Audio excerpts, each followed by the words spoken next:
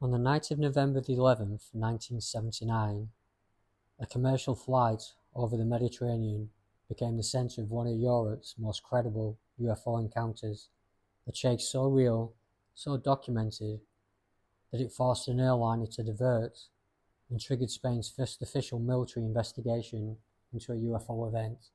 The flight was TAE-297, a Super Caravelle jet carrying passengers from Salzburg to the Canary Islands. As the aircraft flew south over Valencia, the crew noticed glowing red lights approaching from the left, moving fast, silent, and closing in. The objects held formation with the jet, matching its altitude and speed with precision no known aircraft could achieve. Captain Francisco Javier Lerdo de Tejada, a veteran pilot, radioed air traffic control immediately. His voice, recorded on the tapes, carried tension. The objects weren't responding, weren't signalling, weren't behaving like planes. They were following him. Seconds later, radar confirmed it. Multiple unidentified targets were pacing the commercial flight, moving in ways that defied every aviation rule. Controllers instructed the pilot to climb. The object climbed with him.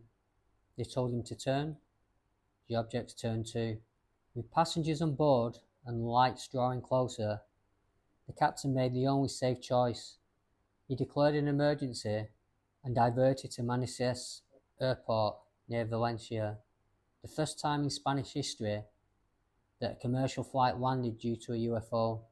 On the ground, the objects vanished instantly, but the encounter wasn't over. Scrambled military jets were launched from Los Llanos Air Base to intercept the mystery craft. The fighter pilots later reported seeing bright, structured lights in the distance, lights that moved too fast to chase. The Spanish government opened an investigation. It included radar logs, air traffic recordings, technical analysis, and testimony from both civilian and military personnel. Their conclusion: unidentified. No aircraft, weather phenomenon, satellite, or military exercise could explain it. A diverted airliner, radar confirmation, military pursuit. What kind of craft follows and outmaneuvers a commercial jet? Years later, Spain declassified its UFO files. Among the documents, the Manises case labelled one of the nation's most serious incidents, with no official explanation.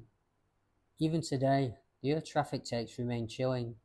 The urgency in the controller's voice, the confusion in the cockpit, the moment a pilot realised his plane was no longer alone. Over the Mediterranean that night, something chased the commercial airliner, something without wings, sound, or fear of interception. Spain may have closed the case, but the sky has not forgotten.